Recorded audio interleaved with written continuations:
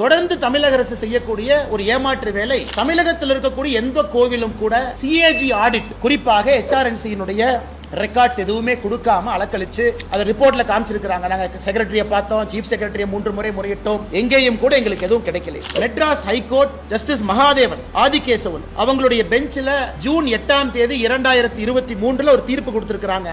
தமிழ்நாட்டில் இருக்கக்கூடிய HRNC எல்லா கோவில்களும் கூட தணிக்கைக்கு உட்படுத்தப்பட வேண்டும்.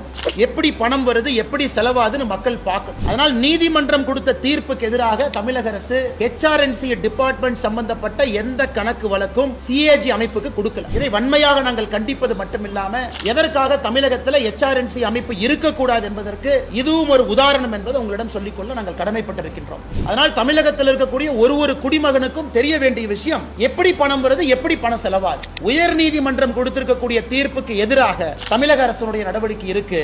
இதற்காக பாரதிய